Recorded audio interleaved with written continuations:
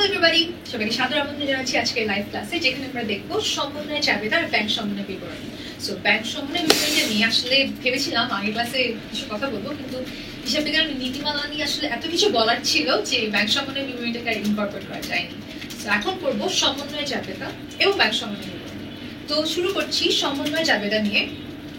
সমন্বয় জাবেদা নিয়ে কথা বলার জন্য প্রথমে যেটা বলবো সেটা হচ্ছে সমন্বয় জাবেদাটা হিসাব বিজ্ঞান নীতিমালার ক্লাসটা নিশ্চয়ই সবাই করেছো।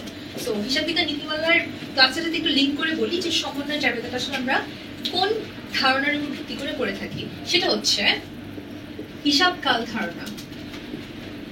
হিসাব কাল ধারণা ব্যবসা করতে গেলে বলেছিলাম যে আমরা অনির্দিষ্ট কাল পর্যন্ত চলমান প্রতিষ্ঠান যে আমাদের অ্যাসাম্পশন, সেই ধারণা থেকে আমরা বলে থাকি যে হিসাব বিজ্ঞানের যে জার্নালগুলো দেওয়া হয়, যে হিসাবগুলো আমরা মেনটেন করি, হিসাবগুলো একটা অনির্দিষ্ট কাল পর্যন্ত চলতে থাকবে। কিন্তু আমরা যখন নাকি জের টানা মানে তো সবাই বোঝো ব্যালেন্স বের করা, যখন আমরা কোনো কিছুর জের টানি বা ব্যালেন্স বের করতে চাই, তখন না সেটাকে আর অনির্দিষ্ট কাল পর্যন্ত চলবে এই ধারণা করে করা যায় না। আমাদেরকে একটা নির্দিষ্ট সময় পর যদি আমরা একটা বছরকে ভাগ করি, তাহলে আমরা বলি না যে কোয়ার্টার 1, কোয়ার্টার 2, কোয়ার্টার 3, কোয়ার্টার 4, একটা নির্দিষ্ট বছরকে কোয়ার্টার অনুযায়ী ভাগ করে আমরা কি করি, ফাইন্যান্সিয়াল স্টেটমেন্টস প্রিপেয়ার করি, তাই না? এগুলো ইন্টারিম করি, দেন বছর শেষে আমরা একটা ফাইন্যান্সিয়াল স্টেটমেন্ট অডিট করি। তো এই যে আমরা ফাইন্যান্সিয়াল স্টেটমেন্ট বানাই, অর্থাৎ আর্থিক বিবরণী, এই আর্থিক বিবরণীগুলা করার জন্য তোমাকে একটা নির্দিষ্ট সময় শেষে এটাকে বন্ধ করতে হয়। অর্থাৎ একটা বন্ধ করা বলতে বোঝাচ্ছে একটা ব্যালেন্স বের করতে হয়, একটা জের টানতে হয়। জের টানার কাজটা করতে গিয়ে যেটা করতে হয় সেটা হচ্ছে একটা হিসাব, সেই হিসাবটা যদি হয় নামিক হিসাব, একটু খেয়াল করো যে কোথা থেকে কোথায় যাচ্ছি, তাহলে না তুমি বুঝতে পারবে কোন টপিকের সাথে কোন টপিকটা লিঙ্কড। তাহলে তোমার মাথায় এটা একটা লাইন আঁকবে এবং ওই লাইনটা ফলো করে পরীক্ষার হলে তুমি এমসিকিউ গুলা দাঁড়াতে পারবা। একটা হিসাব যদি সেটা হয় নামিক হিসাব, তাহলে নামিক হিসাব কোনগুলা? আয়বাচক, ব্যয়বাচক, সম্পত্তিবাচক। তো সেই আয় আর ব্যয়গুলো নিয়ে কাজ করি। সেই আয় আর ব্যয়বাচক হিসাবগুলোর সাথে আমরা বকেয়া যোগ করি, অগ্রিম বিয়োগ করে এটার একটা জের টানি, তাই না? একটা ব্যালেন্স বের করি। তো যখন তুমি আয় সাথে ব্যয়ের সাথে তোমার বকেয়া যোগ করছো, তোমার অগ্রিম বিয়োগ করে একটা ব্যালেন্সিং ফিগার বের করছো, সেই ব্যালেন্সিং ফিগারটা তোমাকে ওই নির্দিষ্ট কোয়ার্টারের 3 মাসের জন্য একটা মুনাফা বের করার সুযোগ করে দেয়। আর আমরা জানি যে এই ধরনের কম, অর্থাৎ কম সময়সীমা যুক্ত যে মুনাফা জাতীয় আয় এবং ব্যয়, সেগুলো থেকে আমরা যখন মুনাফা পাই, সেই মুনাফাটা আমার হিসাবকাল কেন্দ্রিক, অর্থাৎ হিসাবকাল ধারণাকে ফলো করে বানানো হয়। যে হিসাব বিজ্ঞান একটা নির্দিষ্ট সময় পর আমাকে একটা নির্দিষ্ট অবস্থান তুলে ধরতে সাহায্য করবে। তো যখন আমি কোয়ার্টার 1, কোয়ার্টার 2, কোয়ার্টার 3 এর জন্য ব্যালেন্স বের করছি, জেড টানার কাজ করছি, সেই জেড টানতে গিয়ে আমার প্রয়োজন হয় দুটো জিনিসের। একটা হচ্ছে বকেয়া, আরেকটা হচ্ছে অগ্রিম। বকেয়া আর অগ্রিম হচ্ছে যখন আমি এই বছর অথবা এই মাসের কথা যদি বলি, কিছু টাকা ঘাটতির জন্য আমি খরচটা পুরোটা বহন করতে পারিনি, কিংবা আমার এই বছর কিছু সেবা দিয়েছি মানুষকে, সে আমাকে টাকা প্রদান করেনি, অথবা কোনো অগ্রিম আমি খরচ করলাম, কিছু এক্সট্রা খরচ করলাম, কিংবা আমি কারো কাছ থেকে এক্সট্রা কোনো সেবা নিলাম কিন্তু তাকে টাকাটা দিতে পারিনি। এই দুটো ক্ষেত্রে আমার হিসাব কালের সাথে হিসাবকাল যে ধারণাটা, হিসাবকাল ধারণাটার সাথে এটা কন্ট্রাডিক্ট করে, তাই না? যে আমি এই বছর সেবা দিলাম বা নিলাম, পণ্য ক্রয় বা বিক্রয় করলাম, কিন্তু এই দুটোর সাথে আমি করেসপন্ড করে নগদ প্রদান বা প্রাপ্তি কোনোটাই ঘটলো না। যখন আমার বকেয়া এবং অগ্রিমের ক্ষেত্রে সেবা আদান প্রদান হয়ে গেল, পণ্য ক্রয় বিক্রয় হয়ে গেল, কিন্তু নগদানের কোনো পরিবর্তন হলো না, নগদানটা আমার একবার মাইনাস একবার প্লাস, তখন সেটা আমার হিসাবকাল ধারণাকে কন্ট্রাডিক্ট করে। বিকজ আমার হিসাবকাল কি বলে যে নির্দিষ্ট সময়ের মধ্যে সবকিছুকে আমার আরেকটা হিসাব বিজ্ঞানের প্রিন্সিপাল অর্থাৎ হিসাব বিজ্ঞানের নীতিকে ফলো করে করতে হবে। সেই নীতিটার নাম কি? সেই নীতিটার নাম হচ্ছে ব্যয় স্বীকৃতি বা ব্যয় মিলকরণ। It is a matching principle. So সেই ম্যাচিং প্রিন্সিপাল দিয়ে আমাকে হিসাবকালটাকে স্যাটিসফাই করতে হয় যে এই বছর যা খরচ অর্থাৎ এই বছর যতটুকু সেবা পেলাম বা নিলাম ওটার জন্য আমাকে ওই সেবা পাওয়ার জন্য টাকা দিতে হবে, সেবা দেওয়ার জন্য টাকা পেতে হবে। ব্যয় এবং আয়। কিংবা আমি যদি কারোর কাছে পণ্য বিক্রি করি তাহলে সে আমাকে নগদে টাকা দিবে, অথবা আমি যদি কারোর কাছ থেকে কোনো কিছু কিনি আমি তাকে নগদে টাকা পে করব। বকেয়া আর অগ্রিম এই দুটো আইডিওলজি হিসাবকালের সাথে যায় না। এই জন্য আমরা কি করি, বকেয়া আর অগ্রিম গুলাকে যোগ বিয়োগ করে সমন্বয়ের মাধ্যমে নিট অ্যামাউন্টটা ওই হিসাবকালকে শো করি, ও তখন স্যাটিসফাইড হয়ে যায়। সো আমার সমন্বয় জাবেদাটা আসলে ব্যয় মিলকরণ, ব্যয় স্বীকৃতি বা মিলকরণ ম্যাচিং প্রিন্সিপাল, এটাকে ফলো করে বানানো হয়, যেটা কিনা হিসাবকাল ধারণা, যেটা কিনা হিসাব বিজ্ঞানের আরেকটা অ্যাসাম্পশন, সেটাকে স্যাটিসফাই করে। তো এটা ছিল সমন্বয় জাবেদার খুব বেসিক কিছু আইডিয়া। এখন দেখবো সমন্বয় জাবেদা থেকে অ্যাডমিশন টেস্টে কি ধরনের কোয়েশ্চেন আসে। সো ওগুলোর জন্য একটু প্রিপারেশন নিব। আমি পাশে একটা চেকলিস্ট রেডি করেছি, আমার মনে হয় তোমরা দেখলে সেটা একটু আইডিয়া করতে পারবে যে আজকে ক্লাসে কি কি নিয়ে কথা হবে। সো প্রথমে দেখবো অগ্রিম নিয়ে। তো প্রথমেই কথা বলি অগ্রিম খরচ। ওকে, অগ্রিম খরচের মধ্যে কি বলা যায় যে অগ্রিম তুমি বেতন দিলে, অগ্রিম বেতন, সে ফর এক্সাম্পল আমি অগ্রিম বেতন প্রদান করলাম 12,000 টাকা। সো কাউকে যদি আমি অগ্রিম দিয়ে দেই তার মানে কি, অগ্রিম আমার কাছ থেকে কিছু টাকা চলে গেল, সেখানে কি নগদের প্রদান হয়েছে না হয়নি?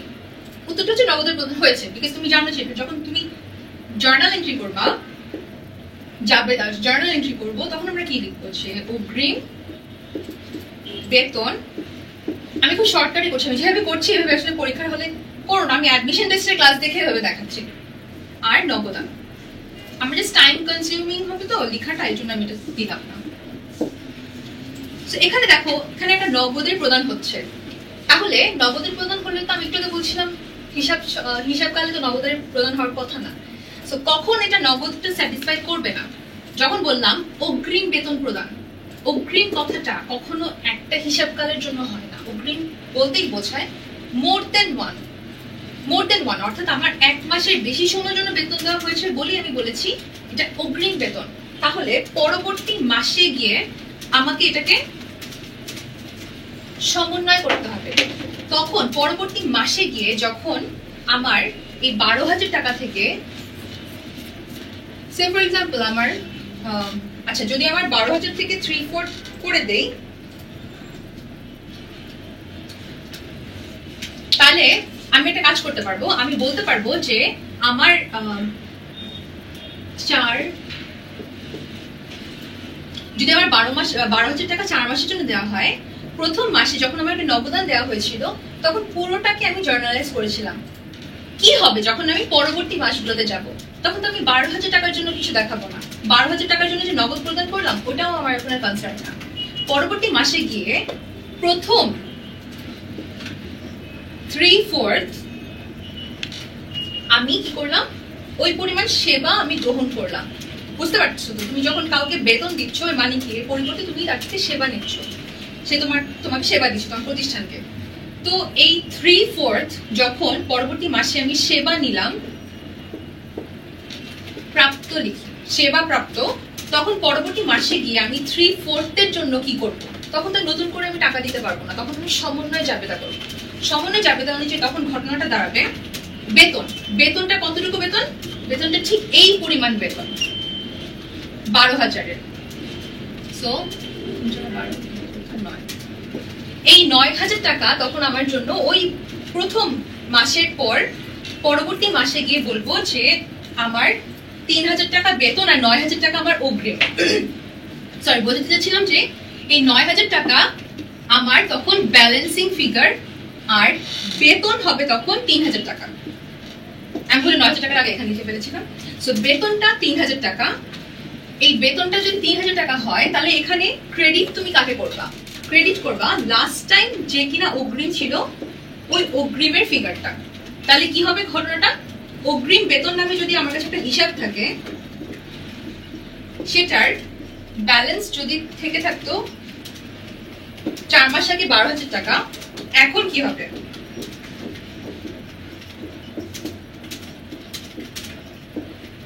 টাকা আমি এই মাসে বেতন হিসেবে কেটে নিচ্ছি। বেতন হিসেবে কেটে নিলে আমার ব্যালেন্সিং ফিগার থাকছে 9,000 টাকা। সেম এটা তুমি টি ছক কেটে যদি করো, সেম জিনিস দেখবা যে অগ্রিম বেতন যদি আমার হয়ে থাকে, অগ্রিম বেতন যেহেতু একটা সম্পদ বাচক জেড দিবে তুমি সবাই জানো। সো আমি কি করব, আমি সেটাকে লিখবো যে ক্রেডিট সাইডে বেতন, ক্রেডিট সাইডে বেতন লিখলে আমার এগেইন ব্যালেন্সিং ফিগারটা ডেবিট সাইডে আসবে 9,000 টাকা, যেটা কিনা প্রমাণ করবে যে আমার 12,000 টাকার একটা বেতন, সেটা সমন্বয়ের মাধ্যমে আমি জেডটাকে কারেক্ট করলাম। এখন দেখাই যে 3,000 টাকা যেহেতু তুমি এখন সমন্বয় করলা, তাহলে অ্যাডমিশন টেস্টে এখানে কি ধরনের কোশ্চেন আসে। অ্যাডমিশন টেস্টের কোশ্চেন হচ্ছে আচ্ছা এখানেই দেখো, সমন্বয় করলে কি হবে, না করলে কি হবে। সমন্বয়ের ফলাফল, হ্যাঁ এইভাবে লিখি, সমন্বয়ের ফলাফল। ওকে, তুমি যখন নাকি অগ্রিম বেতন ছিল, নগদান ছিল, তখন কি ছিল, অগ্রিম বেতন হিসাব সম্পদ হিসাব, নগদান সম্পদ। পরবর্তী মাসে গিয়ে যখন আমি করলাম বেতন হিসাব ডেবিট, অগ্রিম বেতন হিসাব ক্রেডিট, তখন আমার 3,000 টাকার একটা খরচ বাড়লো, আমি লিখলাম খরচ, এই সাইনটা দিয়ে বোঝাচ্ছি বেড়ে গেল। অগ্রিম বেতন হিসাব আমার জন্য কি ছিল, সম্পদ, রাইট, সম্পদ। সম্পদ হিসাবটা আগে ছিল 12,000 টাকা, এখন সেটা কমে হলো 9,000 টাকা। সো এটা হচ্ছে আমার সমন্বয় করার পরবর্তী অবস্থা, সমন্বয় করার পরবর্তী ফলাফল, যে আমার অগ্রিম খরচের জন্য সমন্বয় দেওয়ার হলে কি হবে, খরচ বাড়বে, সম্পদ কমবে। এটাই ছিল তোমার অ্যাডমিশন টেস্টের জন্য একটা সম্ভাব্য প্রশ্নের উত্তর, যে সমন্বয়ের ক্ষেত্রে সমন্বয় যাবে দেয় অগ্রিম খরচের জন্য, সমন্বয়ের পরিণাম কি হতে পারে। উত্তর হচ্ছে খরচ বাড়বে, সম্পদ কমবে। সেম এখন আমি অ্যাডমিশন টেস্টে এসছে এরকম একটা কোয়েশ্চেন তোমাদেরকে দেখাই, যেটা কিনা প্রিভিয়াস ইয়ারে এসছে। আচ্ছা, প্রশ্নে দেখানোর আগে একটা কথা বলে রাখি, আই হোপ তোমরা সবাই অ্যাডমিশন টেস্টে যারা ক্লাস করছো তারা সবাই এটা জানো যে প্রিভিয়াস ইয়ারের সবগুলো প্রশ্ন দেখতে হয়। ওকে, অ্যাডমিশন টেস্টের প্রিপারেশন নেওয়ার আগে তোমাকে ঢাকা ইউনিভার্সিটি, তুমি যে কোনো পাবলিক বিশ্ববিদ্যালয়, জাহাঙ্গীরনগর হতে পারে, জগন্নাথ হতে পারে, সবার বিগত 10 বছরের প্রশ্ন নিয়ে বসবে, প্রশ্নগুলো দেখবে সব সাবজেক্টের, শুধুমাত্র অ্যাকাউন্টিং এর জন্য না, সব সাবজেক্টের জন্য দেখবে। সেই কোয়েশ্চেনগুলা দেখলে বুঝতে পারবে কেন আমি এখানে বলছি যে এই কোয়েশ্চেনটা ইম্পর্টেন্ট বা এই টপিকটা ইম্পর্টেন্ট, এই টপিকটা দেখে যেও। এটা বলার রিজন হচ্ছে যে আমি জানি, যেহেতু আমি 10 বছর প্রশ্ন দেখেছি, আমি জানি যে কোনটা কোনটা থেকে প্রশ্ন করা হয়। তুমিও যেটা আমার সাথে একটা সেম গ্রাউন্ডে থাকো, এই কারণে তুমিও সেম কাজটা করবে, তুমি প্রিভিয়াস সব ইয়ারের কোয়েশ্চেনগুলো ভালো মতো দেখে ফেলবা। এই কোয়েশ্চেনটা ঢাকা ইউনিভার্সিটিতে এসেছিল যে আর্থিক বছর শেষে বকেয়া বেতন সমন্বয় থেকে বাদ করলে এর ফলাফল বা কারণবশত কি হবে। তো তুমি দেখতে পাচ্ছ যে বকেয়া বেতন সমন্বয় করলে কি হয়, সমন্বয় করলে খরচ বাড়ে, সম্পদ কমে। তাহলে বকেয়া বেতন সমন্বয় করা না হলে কি হবে, যদি করা না হয় তাহলে বলছে খরচ কম দেখানো হবে, রাইট অ্যান্সার। বছর শেষে দায় কম দেখানো হবে, রাইট অ্যান্সার। আর কর বেশি দেখানো হবে, নিট আয় বেশি দেখানো হবে। কথা বলছিলাম অগ্রিম খরচ নিয়ে, আর ওরা এখানে বলেছে বকেয়া খরচ। সো যেহেতু আমার সমন্বয়ের ফলে অগ্রিম খরচের জন্য এই ঘটনাটা ঘটে, তাহলে নিশ্চয়ই বকেয়া খরচের জন্য অপোজিট ঘটনাটা ঘটবে। সো বকেয়া বেতনের জন্য যে যে ঘটনাগুলো হবে সেটা হচ্ছে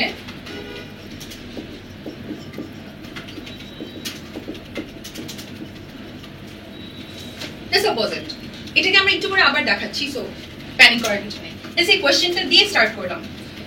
খেয়াল করে দেখো, তুমি একটু আগে দেখছিলা যে অগ্রিম খরচের জন্য খরচ বাড়ে এবং সম্পদ কমে যায়, কিভাবে ঘটলো এই ঘটনাটাও দেখলাম। তার মানে কি, আমার বকেয়া খরচের জন্য অপোজিট জিনিসটা ঘটবে, খরচের অপোজিট, সম্পদের অপোজিট দায়, তো দায় হ্রাস।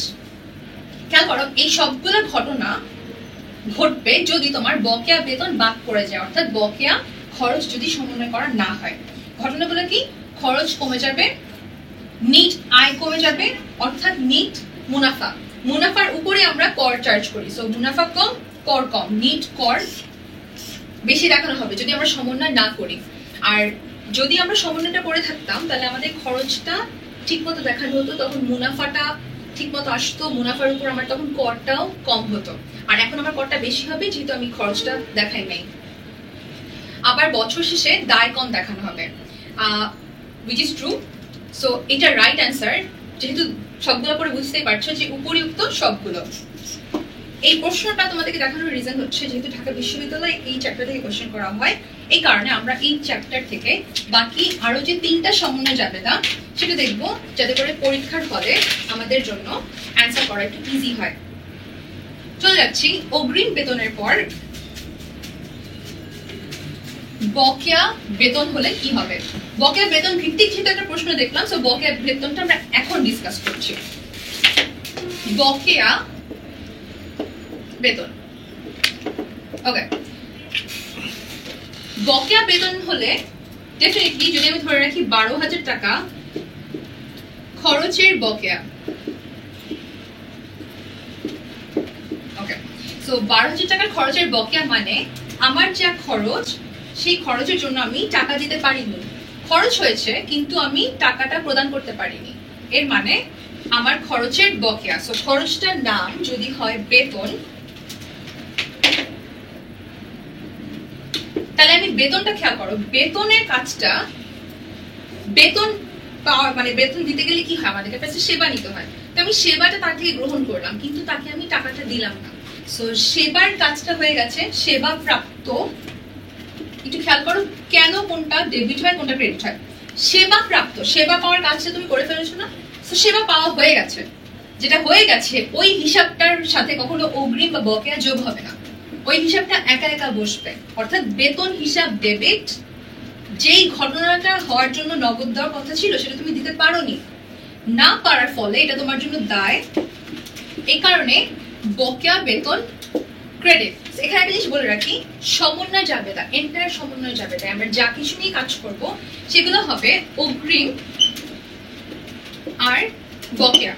আর এই অগ্রিম আর বকেয়া গুলা কার কার ক্ষেত্রে হবে, অগ্রিম এবং বকেয়া দুইটা ঘটনা যোগ হবে আয় কিংবা ব্যয়ের সাথে, যে আয়ের সাথে অগ্রিম বা বকেয়া, ব্যয়ের সাথে অগ্রিম বা বকেয়া, এবং কখন হবে, যখন আমার এখানে নগদান থাকবে না, নগদান থাকবে না। তো খেয়াল করো, যখন বেতনটা দেওয়া হচ্ছিল প্রথম মাসে তখন আমার কর্মচারী আমাকে সেবা দিল, সেবা আমি নিয়ে নিলাম, দেওয়ার কথা কি ছিল নগদ, নগদ দিতে পারি নাই, এই কারণে নগদের পরিবর্তে এই টাকার অ্যামাউন্টটা বসবে। সো তুমি বেতনটাকে বেতনের জায়গায় রাখো, নগদ যেখানে বসবে সেখানে বসাও বকেয়া বেতন। অপোজিট দিকে তোমার যখন কারো কাছ থেকে তুমি আয় নিয়ে নিলা, লাইক তুমি কারো কাছ থেকে সেবা নিলে তো আমি খরচ দিলাম, তুমি কাউকে সেবা প্রদান করলাম, প্রদান করার অর্থে মানে পণ্য বিক্রয় কিংবা সেবা প্রদান, সেবা প্রদান করলে আমার স্বাভাবিকভাবে আয় হওয়ার কথা, আয়ের বিপরীতে কি হয় তখন অগ্রিম বা বকেয়া। সো আয়ের জায়গায় আয়টা থাকবে, অপোজিট দিকে আমার অগ্রিম বা বকেয়াটা বসবে। সো যেটা বলছিলাম একটু পরে আমরা যখন একেবারে আয় দেখবো তখন আমরা আয় ব্যাক করছি, তো এখন কথা বলছিলাম বেতন আর বকেয়া বেতন নিয়ে। তো খেয়াল করো, বেতন যেহেতু আমার খরচ, সো বেতনের সমন্বয়ের ফলে খরচ বাড়লো, বকেয়া বেতন দায়, সো আমার দায় বাড়লো। এখন একটু a equals to l plus o এর পার্সপেক্টিভ থেকে একটু একবার দেখি যে এই ঘটনার ফলে যেহেতু আমার খরচ বাড়লো, সো খরচ বাড়লে কি হয়, মালিকানা সূত্রে মাইনাস হয়, আর যেহেতু দায় বাড়লো সো ডেফিনেটলি দায়ের দিকে পজিটিভ বাড়িয়ে দিলাম। এই সম্পূর্ণ ঘটনাটা থেকে এমসিকিউ তোমার প্রশ্ন আসে যে বকেয়া বেতনের সমন্বয়ের ফলে নিম্নের কোন ঘটনাটি ঘটে, খরচ এবং দায়, ভেরি ইম্পর্টেন্ট, এই দুটার নাম পাশাপাশি থাকবে, যে খরচ বৃদ্ধি দায় বৃদ্ধি, খরচ কমলো দায় কমলো, অথবা আসতে পারে মালিকানা সত্ত্ব হ্রাস পেল দায় বৃদ্ধি পেল, নিম্নের কোনটি সঠিক। সো এই টাইপের কোয়েশ্চেনই কিন্তু তুমি সাধারণত পাও পরীক্ষার হলে। ঠিক এই কোয়েশ্চেনটা দিয়ে তোমাকে এমসিকিউতে টেস্ট করা হবে যে বকেয়া বেতনের সমন্বয়টা কতটুকু ভালো পারলে।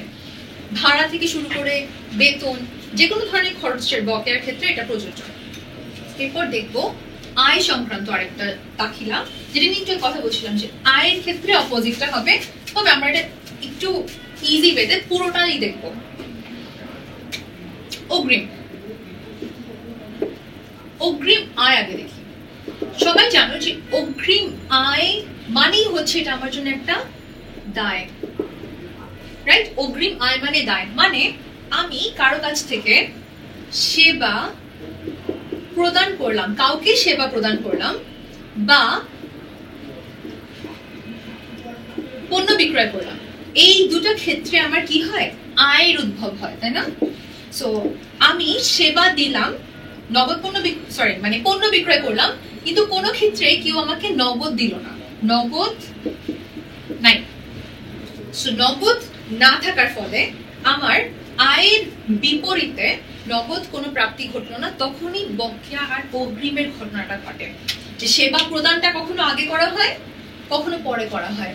সেবা প্রদানটা যদি আগে করা হয়, খেয়াল করো, তুমি সেবা প্রদান করে ফেললা, পণ্য বিক্রয় করে ফেলা, আয় হলো, কিন্তু আয়টা এখন পেলা না। এটা হচ্ছে যে তোমার আয়টা বকেয়া হয়ে গেল। আর এখানে আমরা করছি অগ্রিম আয়। অগ্রিম আয়ের ক্ষেত্রে কি হলো? সেবা প্রদান, পণ্য বিক্রয় কোনোটাই আমি করি নাই, ফার্স্টে কি পেলাম? ফার্স্টে পেলাম আয়। ফার্স্টে আমি নগদ প্রাপ্তি ঘটলো। তো ফার্স্টে যদি আমার নগদ প্রাপ্তি ঘটে তাহলে আমার জার্নাল এন্ট্রি কি হবে?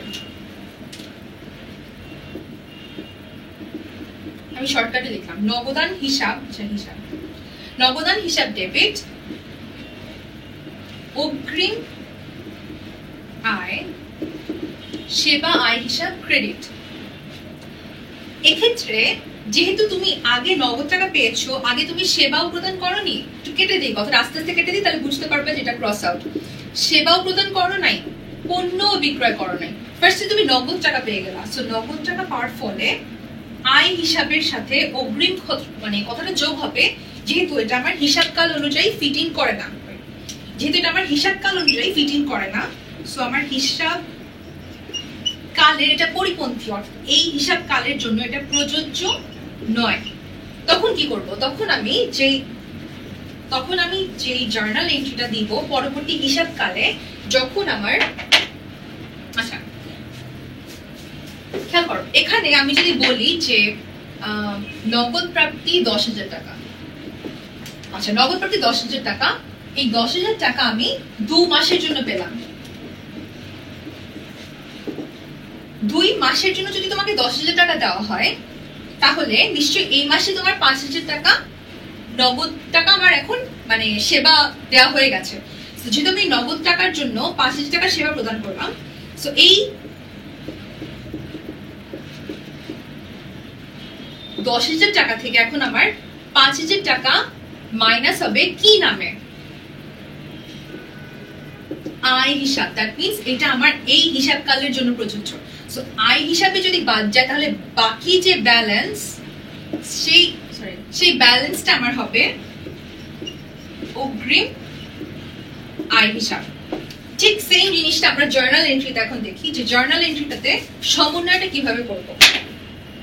সমন্বয়টা করব, যেহেতু আমার আগের বার অগ্রিম আয়টা ছিল একটা দায়, সো এখন আমি দায়টা হ্রাস করব, আর এই মাসে যত টাকা আয় করলাম শুধু ওই আয়টা আমি দেখাবো। যেহেতু আমি আগে নিয়েছিলাম 10,000 টাকা, দেন নেক্সট মান্থে গিয়ে আমি 5,000 টাকার সমপরিমাণ তাকে সেবা প্রদান করলাম, তার মানে আমার আয় হলো কত? 5,000 টাকা। সিম্পল। এর অপোজিটে আমি এই মাসের জন্য যত টাকা কাজ করলাম সেটা আমার অগ্রিম থেকে কাট করব। অগ্রিম কত ছিল? 10,000 টাকা। সো অগ্রিম বেতন থেকে আমার এখন বাকি থাকবে বাকি 5,000 টাকা। তাহলে প্রশ্ন হচ্ছে এখান থেকে এমসিকিউটা আমার কোনটা ইম্পর্টেন্ট? এমসিকিউ হচ্ছে যে পরীক্ষায় প্রশ্ন করা হয় যে অগ্রিম আয়ের সমন্বয়ের ফলে কারণবশত কি কি হয়। অগ্রিম বেতন আমার জন্য কি ছিল? দায়। দ্যাট মিন্স আমার দায় হ্রাস, যেহেতু এটা ডেবিট হলো, আয়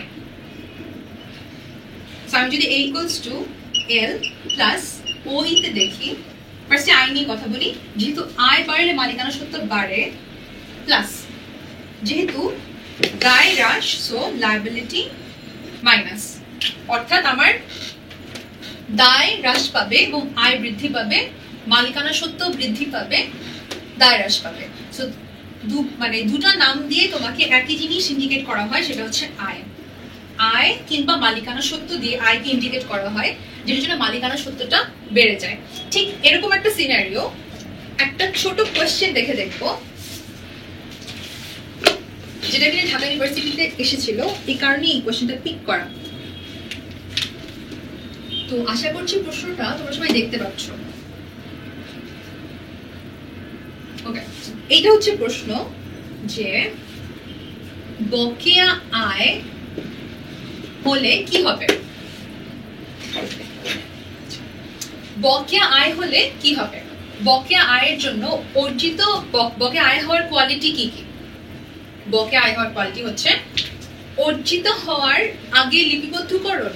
অর্জিত হওয়ার আগে লিপিবদ্ধকরণ মানে তো বুঝতে পারছো, অর্জন করা মানে কি?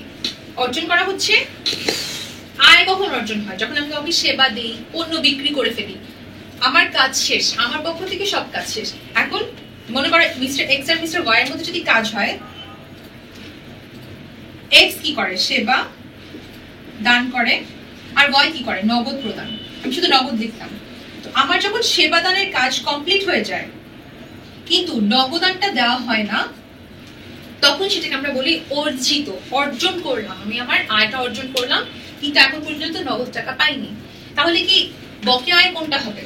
অর্জিত হওয়ার পূর্বে লিপিবদ্ধ করে ফেললাম, অর্জন করা হয় নাই এখন লিখে ফেললাম, নাকি গ্রহণ করি নাই এখন লিপিবদ্ধ করলাম, নাকি অর্জিত হিসেবে লিপিবদ্ধকরণ কিন্তু অগৃহীত।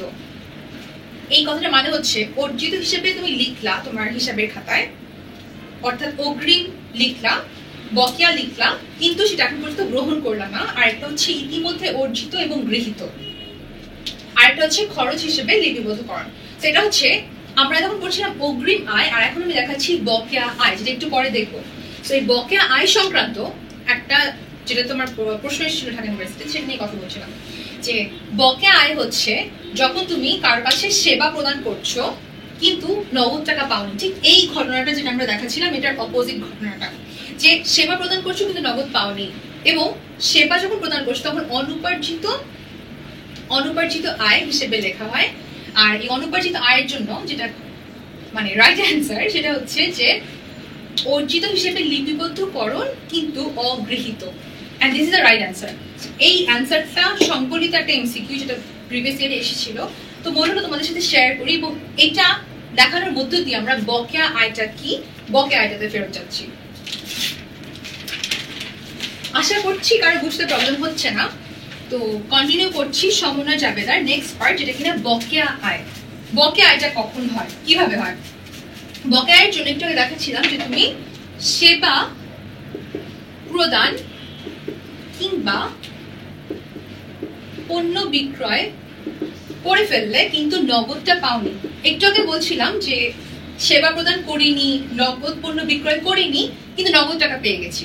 এখন হচ্ছে সেবা প্রদান করলাম, পণ্য বিক্রয় করলাম, নগদ টাকা পাই নাই। তাহলে এই আয়টা কি হবে? এই আয়টা আমার অর্জিত আয়। অর্জিত আয় কিন্তু এখন পর্যন্ত পাইনি, এই কারণে অনুপার্জিত আয়। সো যখন অনুপার্জিত আয় হয়, সরি অনুপার্জিত আয় আমরা একটু পর করছিলাম। আচ্ছা, সো যখন এই আয়টা তুমি অলরেডি অর্জন করে ফেলেছো কিন্তু এখন পর্যন্ত সেটাকে তুমি নগদে পাওনি, সো এটা তোমার জন্য এক ধরনের সম্পদ। সম্পদ হওয়ার কারণে, ওকে, সম্পদ হওয়ার কারণে তুমি এটাকে লিখছো তার বিপরীতে দেনাদার হিসাব, ডেবিট,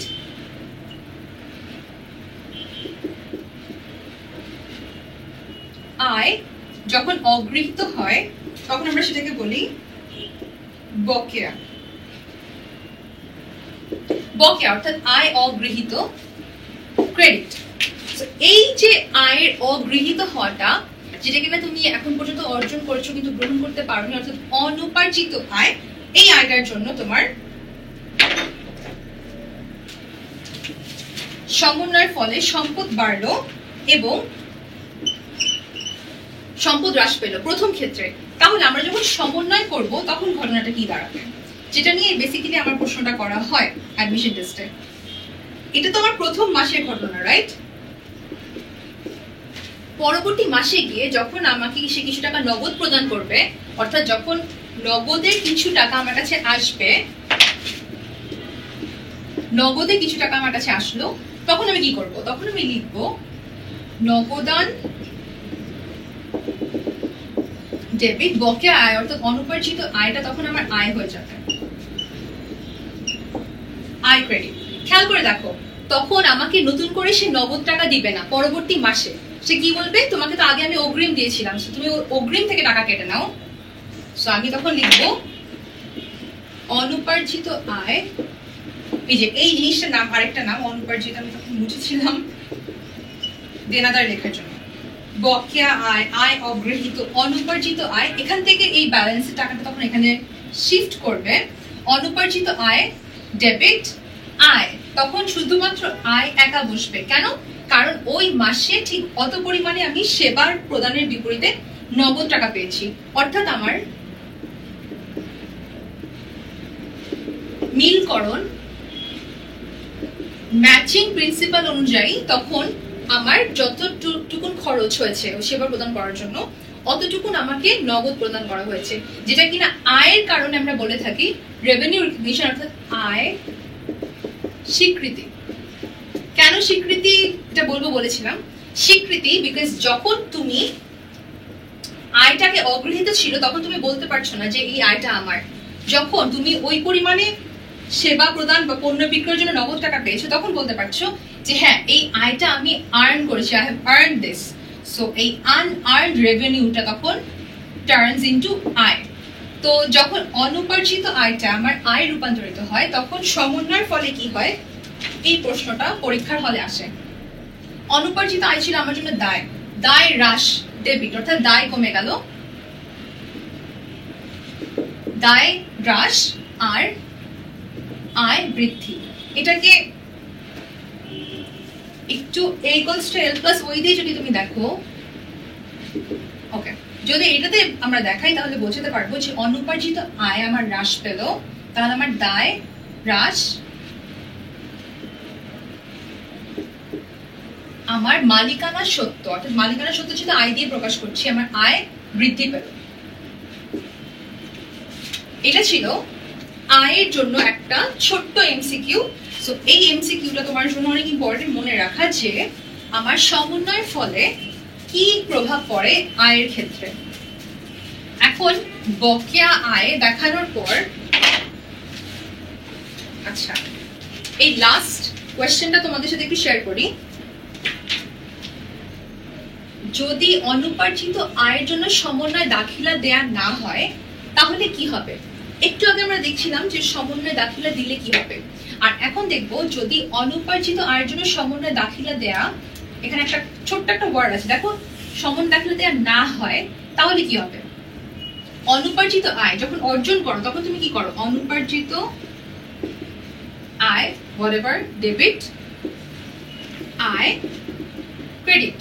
তাহলে অনুপার্জিত আয় ছিল আমার দায়, তাহলে কি হয়, আমার দায়টা হ্রাস পায়, আয়টা বৃদ্ধি পায়। যদি দাখিলা দেওয়া না হয় তাহলে কি হবে, আমার দায় বৃদ্ধি পাবে, আয় হ্রাস পাবে। দেখো এই সেম জিনিসটা এখানে পাওয়া যায় কিনা। যদি অনুপার্জিত আয়ের সমন্বয় দাখিলা দেওয়া না হয় তাহলে সম্পদ বেশি দেখানো হবে না, আয় বেশি দেখানো হবে না, ব্যয় বেশি দেখানো হবে, রং অ্যান্সার, দায় বেশি দেখানো হবে, yes. Okay, so this is a way of solving অনুপার্জিত আয়ের সমন্বয় দাখিলা।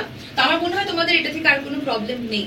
সো আমি মুভ অন করছি ব্যাংক সমন্বয় বিবরণীতে। ব্যাংক সমন্বয় বিবরণী থেকে অনেকগুলো কোয়েশ্চেন আজকে আমরা দেখবো, আর প্রত্যেকটা কোয়েশ্চেন সলভ করার মধ্যে দিয়ে আমরা ব্যাংক সমন্বয় বিবরণী উভয় জের এবং একজের পদ্ধতিতে শিখে নেব। শুরু করছি ব্যাংক সমন্বয় বিবরণী। ব্যাংক সমন্বয় বিবরণীতে যেটা করা হয়, পূর্ণ প্রকাশ নীতি অনুযায়ী এটা সলভ করা হয়। পূর্ণ প্রকাশ নীতি মাস নীতি অনুযায়ী ব্যাংক সমানের বিবরণীটা কেন করা হয়? যখন তুমি ব্যালেন্স শিটে লিখছো তোমার ব্যাংক জমাতে এত টাকা আছে, তখন ওরা জানতে চায় যে এটা তুমি কিসের ভিত্তিতে করলা।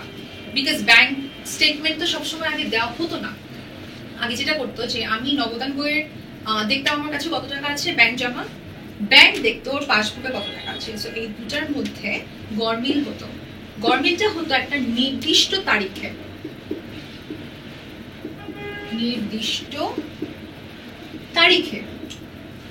নির্দিষ্ট তারিখে এই গরমিলের জন্য ব্যাংক আর আমার কাছে যত টাকা ব্যালেন্স আছে দুটো ব্যালেন্স মিলতো না। কেন মিলতো না? বিকজ আমি জানি যে আমরা তো অনেক সময় চেক কাটি, তাই না? চেকটা কাটি 3 ভাবে, হুকুম চেক, বাহক, দাগ কাটা। সো যখনই আমি দাগ কাটা চেক কাটতাম মানে হচ্ছে আমার কাছ থেকে টাকাটা আরেকটা ব্যাংকে যাবে ব্যাংক হিসাবের মাধ্যমে। ব্যাংক হিসাব। সো তুমি যখন ব্যাংক হিসাবের মাধ্যমে টাকা ট্রান্সফার করছো তখন হয় কি, আমি অ্যাজ এ ইন্ডিভিজুয়াল অথবা আমি সেটার মালিক, আমি জানতে পারি না যে ব্যাংকে আসলে টাকা জমেছে। বিকজ আমার যে পাওনাদার, যার আমাকে টাকা দেওয়ার কথা, সে কি করলো, আমাকে বললো যে একটা চেক দিয়েছি, চেকের টাকাটা কবে ব্যাংকে গিয়ে জমা হবে এটা আমি জানতে পারবো না। কেন জানতে পারবো না? বিকজ আমাদের একটা ঘটনা ঘটে, সেটা নাম হচ্ছে নিকাশ ঘর। এই কনসেপ্ট সবাই জানি, তাই না, যে নিকাশ ঘর মঙ্গলবার। বাংলাদেশ ব্যাংকের নিকাশ ঘর বাদে যেহেতু এক ব্যাংক থেকে আরেক ব্যাংক টাকা ট্রান্সফার করতে পারে না, সো ব্যাংক হিসাবে যেদিন আমি চেকটা আমার জমা হয় সেদিন সেই টাকাটা আমি পাই না, মানে আমার ব্যাংকে ওদিন টাকাটা প্লাস হয় না। কবে হয় আমার টাকাটা ক্রেডিটেড? কবে হয়? কখন টাকাটা জমা হয়, জমা হলে ক্রেডিটেড হয়। ওকে, আর যদি আমার ব্যাংক থেকে রিডিউস হয় টাকার পরিমাণ তখন সেটা হয় খরচ। কখন টাকা জমা হবে, কখন ক্রেডিটেড হবে? যখন নিকাশ ঘরের ওই উক্ত ডেট পার হবে তখন। সো যেহেতু আমার চেক জমা হওয়া নির্দিষ্ট তারিখের সাথে আমার ব্যাংক জমার পরিমাণটা মিলে না, এই কারণে আমার ব্যালেন্স আর ব্যাংকের ব্যালেন্সের মধ্যে একটা তফাৎ থাকে। আমি বলি যে না, আমার তো এই পরিমাণ টাকা জমা হওয়ার কথা, আমাকে বলেছে পাওনাদার যে সে টাকাটা জমা করেছে, কিন্তু এটা অ্যাকচুয়ালি হয় না। যে কারণে হয় না, রিজন হচ্ছে নিকাশ ঘর। তো যখন ব্যাংকে একটা নির্দিষ্ট তারিখে গরমিলটা ঘটলে দুটা ব্যালেন্স মিলে না, এবং গরমিলগুলোর কিছু নির্দিষ্ট কারণ আছে যে কারণে গরমিলগুলো ঘটে। কারণগুলো একটু বলি। সো কারণগুলো হচ্ছে, আমরা সবগুলো নিয়ে কথা বলবো। প্রথম কারণ হচ্ছে ব্যাংকে জমাকৃত চেক অনাদায়ী। যে ঘটনাটা এগুলোকে বলছিলাম যে নিকাশ ঘরের ফলে কি হয়, যে তুমি ব্যাংকে চেক জমা করলা কিন্তু জমাকৃত চেকটা অনাদায়ী, অর্থাৎ এটা পথের মধ্যে আছে কিংবা নিকাশ ঘরে আটকে আছে। আচ্ছা, পথের মধ্যে জমাকৃত চেক হতে পারে আমার নিজের জমা, হতে পারে তৃতীয় পক্ষের জমা। তৃতীয় পক্ষের জমা হলে সেটা নিকাশ ঘরে থাকবে। ইস্যুকৃত চেক অপরিশোধিত চেক আমি যখন ইস্যু করি, আমার যারা কিনা পাওনাদার থাকে, পাওনাদার থেকে যখন আমি টাকা ইস্যু করতে চাই তখন আমি কি করি, চেক ইস্যু করি। আচ্ছা, চেক ইস্যু করলে আমার ব্যাংক থেকে টাকাটা চলে যায়, ব্যাংক রিডিউস হয়। কিন্তু যতদিন না পর্যন্ত আমার যিনি পাওনাদার যতদিন না পর্যন্ত আমার ব্যাংকের কাছে গিয়ে সেই চেকটা উপস্থাপন করছে, ততদিন পর্যন্ত আমার চেকটা ভাঙে না, অর্থাৎ আমার ব্যাংক থেকে টাকাটা রিডিউস হয় না, ব্যাংক থেকে ততক্ষণ খরচ হয় না, ডেবিট হয় না। ব্যাংক থেকে যতক্ষণ ডেবিট না হচ্ছে ততক্ষণ পর্যন্ত কিন্তু আমার আর ব্যাংকের মধ্যে ব্যালেন্সের একটা গরমিল থাকে। বিকজ আমি মনে করছি আমার ব্যাংক থেকে তো 5,000 টাকা নাই, কারণ আমি তো 5,000 টাকা একটা চেক দিয়েছিলাম পাওনাদারকে। ব্যাংক বলে যে না, তোমার তো আগে যা ব্যালেন্স ছিল 37,500, এখন 37,500 আছে। বিকজ এখন তো 5,000 টাকার কোনো ট্রানজাকশনই হয় নাই। বিকজ ব্যাংক তো চেক ছাড়া কথা বলবে না, ব্যাংকের কাছে চেক পৌঁছাতে হবে, তা না হলে সে টাকাটা কাটবে না। বিকজ আমার মুখের কথায় কিছুই যায় আসবে না। প্রত্যাখ্যাত চেক, এখানে কোয়েশ্চেন মার্ক দিয়েছি যে প্রত্যাখ্যাত চেক বলতে কি বোঝায়। প্রত্যাখ্যাত চেক হচ্ছে যখন আমি বললাম যে আমাকে আমার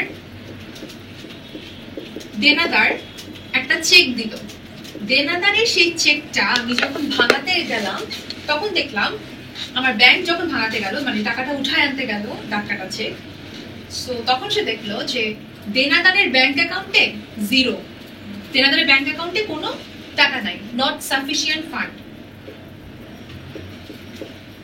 দেনাদারের ব্যাংক অ্যাকাউন্টে নট সাফিসিয়েন্ট ফান্ড হতে পারে, স্বাক্ষরগত সমস্যা হতে পারে, স্বাক্ষর মিলল না। আমার ব্যাংক যখন টাকাটা ভাঙাতে গেল তখন দেখলো যে ওই দেনাদারের যে সাইনের সাথে আমার চেকের সাইন মিলে নাই, স্বাক্ষরগত কারণে। আবার হতে পারে ওভার রাইটিং,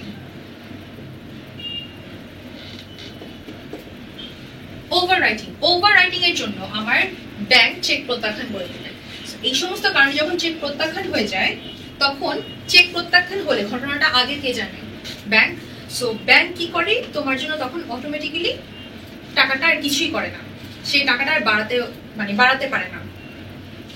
অপরদিকে আমি কি করি? আমি মনে করি যে দেনাদার টাকাটা দিয়েছে মানে তো টাকাটা অলরেডি আমার ব্যাংক অ্যাকাউন্টে যোগ হয়ে গেছে, সো আমি টাকাটা বাড়াই দিই। অপোজিট দিকে ব্যাংকে কিছুই করে না, তো আমি তখন কি করি? ব্যাংকের ঘরে গিয়ে টাকাটা কমিয়ে দেই ব্যাংক নীলকরণ করার জন্য, যেটা আমরা সবাই জানি যে প্রত্যাখ্যাত যোগ হলে আমরা মাইনাস করে দিই। নেক্সট, ব্যাংক সুদ, ব্যাংক চার্জ। ব্যাংক যখন আমাদেরকে জমাকৃত টাকার উপর সুদ দেয় সেটা আমার জন্য ক্রেডিট। যখন ব্যাংক আমার জন্য যা যা সার্ভিস সে প্রদান করে, সেবা প্রদান করে, সবকিছুর জন্য সে যখন একটা চার্জ বা সার্ভিস চার্জ কেটে রাখে সেটা ব্যাংক আমার ব্যালেন্স থেকে ডেবিট করে রাখে, অর্থাৎ খরচ হিসেবে দেখায়। তৃতীয় পক্ষ, ব্যাংক সুদ আমার জন্য ক্রেডিট বাই দ্য ওয়ে, যেটা আমার আয়। তৃতীয় পক্ষ কর্তৃক জমা, এই দেনাদার যখন তৃতীয় পক্ষ হিসেবে জমা করে, টাকাটা যদি জমা হয়ে যায় তখন আমি কিন্তু আগে জানতে পারি না, বিকজ ব্যাংক আগে জানতে পারে যে থার্ড পার্টি তোমাকে সে টাকা দিয়ে গেছে তোমার ব্যাংক অ্যাকাউন্টে, তোমাকে এখনো নোটিফাই করা হয় নাই। সো তখন আমার সাথে ব্যাংকের ব্যালেন্সে একটা গন্ডগোল হয়। আচ্ছা, ক্রেডিট মেমো খুব ইন্টারেস্টিং। ক্রেডিট মেমো মানে আয়, ডেবিট মেমো মানে খরচ। যখন আমার জন্য কোনো আয় বা কোনো খরচ হয় ব্যাংকের হিসাব অনুযায়ী, তখন ব্যাংক আমাকে এটা ইনফর্ম করে, ব্যাংক ইনফর্ম করে। তো ব্যাংক তো এটার জন্য কোনো স্টেটমেন্ট বানায় না, ব্যাংক কি করে? একটা মেমো ইস্যু করে। মেমো হচ্ছে একটা ফর্মাল ট্রানজ্যাকশনের ডকুমেন্ট, ফর্মাল ট্রানজ্যাকশন ডকুমেন্ট। এই ডকুমেন্টটা দিয়ে আমরা অফিসিয়াল পারপাসে কাউকে খরচ বা আয় এটা ডিক্লেয়ার করে দেই। ওকে, ডিক্লেয়ার করে দেই খরচ এবং আয় কিসের মাধ্যমে? মেমো। ব্যাংক যখন মেমোটা আমাদেরকে দেয় তখন একটা হয় ক্রেডিট মেমো যখন আমার আয় হয়, ডেবিট মেমো যখন আমার খরচ হয়। সো এই ভুল করণের যে কারণগুলো দেখলাম, এই ভুল করণের কারণগুলোর জন্য আমরা এইচএসসি তে ব্যাংক সম্বন্ধে বিবরণ করে এসেছি। আমরা কি করতাম যে যার বই, ফর এক্সাম্পল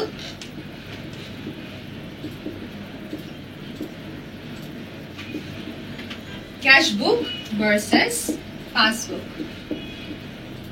আচ্ছা, তো আমি কি করতাম? ক্যাশ বই আর পাস বইয়ের মধ্যে মিলকরণ করতাম। ক্যাশ বইয়ে যখন কোনো একটা ঘটনা ঘটতো, ঘটনাটা যে ঘটনার জন্য আমি কি করতাম? মিলকরণ করতাম। মিলকরণ করার জন্য আমি বলতাম উভয় যে পদ্ধতি, যেটা আমরা আগে করব আজকে, উভয় যে পদ্ধতিটা আগে দেখাই, উভয় যে পদ্ধতি অনুযায়ী কি করতাম? যে জানে না তার ওখানে গিয়ে আমি জার্নাল করতাম, অর্থাৎ যার বই সে তো আগে জানে কোনো একটা ঘটনা ঘটলে, তাই না? কোনো একটা ঘটনা ঘটলে যে জানে না তার বইতে গিয়ে আমি জের করতাম। ফর এক্সাম্পল, চেক জমা, তৃতীয় পক্ষ কর্তৃক যদি চেক জমা করা হয় তাহলে আগে সেটা জানতে পারে কে? ব্যাংক। জানতে পারে না কে?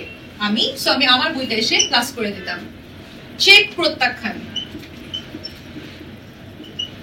চেক প্রত্যাখ্যান হলে প্রত্যাখ্যানটা কে করে? ব্যাংক।